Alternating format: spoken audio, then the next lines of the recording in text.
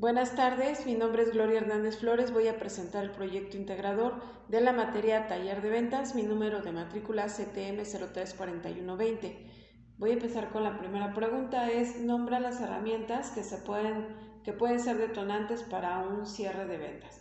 Bueno, la primera herramienta es la capacitación. Los vendedores tienen que estar capacitados, tienen que conocer los productos, sus características, sus ventajas y beneficios, así como también tienen que estar capacitados en una técnica de ventas, desde cómo abrir la venta, cómo argumentar la venta, cómo manejar las objeciones, inclusive también cómo aumentar la venta, cómo hacer el cierre de la venta y cómo hacer una postventa. Entonces tienen que estar capacitados. Otra herramienta es la información. Es importante que los vendedores tengan previa información de sus clientes, como por ejemplo sus gustos, por ejemplo su tendencia de compra. También es importante conocer, por ejemplo, cómo se conduce el mercado, cómo está el mercado y también, por supuesto, cómo está la competencia. Otra herramienta también son las monetarias. Por ejemplo, los vendedores, pues por supuesto tienen un salario, pero también deben de tener algunas recompensas por alcance de ventas. Pueden ser algunos bonos, pueden ser, por ejemplo, también algunos vales de despensa, pueden ser inclusive hasta vales de gasolina, etcétera. La siguiente pregunta es, ¿cuál es el tiempo adecuado para realizar el cierre de ventas? Bueno, como tal un tiempo adecuado no existe, sin embargo sí es importante considerar el tipo de producto que se está vendiendo y también los objetivos de la organización. Por ejemplo, no es lo mismo vender un producto perecedero a vender un automóvil. Entonces hay un tiempo que establecen cada una de las organizaciones. Por ejemplo, si yo vendo productos, no sé, de pan, pues el cierre de la venta o para cerrar la venta pues es prácticamente en minutos. Y sí lo puedo medir y sí lo puedo poner objetivos diarios, por ejemplo.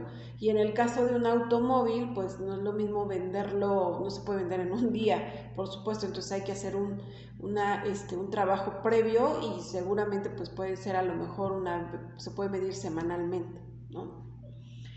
Bueno, la siguiente pregunta es, ¿cuál es el análisis que se realiza en una evaluación de ventas y por qué es importante realizarlo? Bueno, creo que el análisis tiene que ser un análisis de informe de ventas financiera. ¿Por qué? Pues porque ahí podemos medir cómo quedó la compañía, por ejemplo, en cuanto a ventas, pero también juegan otros factores ya importantes como los gastos y los costos que se invierten o que se realizan para poder realizar las ventas. Entonces creo que un análisis financiero me da vista completa de cuánto fue los ingresos de la compañía, pero también aquellos egresos que hubo. Entonces, por supuesto, siempre deben de ser más altas las ventas que los gastos que se pueden realizar en una organización. Y bueno, y por último, menciona 3 aspectos importantes de la medición del seguimiento de ventas. Bueno, uno de ellos son las ventas iniciales, por ejemplo. Algún ejemplo que puedo citar es que a lo mejor si yo cambié de vendedor de una ruta o cambié de vendedor de un local, por ejemplo, yo puedo ir midiendo cuál es sus ventas iniciales e inclusive también medirlas semana con semana, cómo va vendiendo. Entonces podemos dar un seguimiento con ventas iniciales.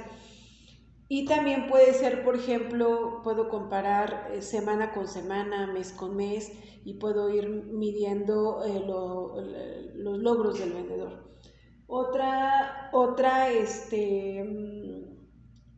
medición puede ser una comparativa con publicidad. Por ejemplo, puedo dar un objetivo de venta al vendedor sin ningún tipo de publicidad y luego puedo hacerlo, por ejemplo, con alguna publicidad, apoyado con una publicidad, para ir midiendo si realmente tiene un impacto o no la publicidad, ¿no? O luego ponerla o bajarla, pero puedo ir midiendo el mismo producto con publicidad y sin publicidad.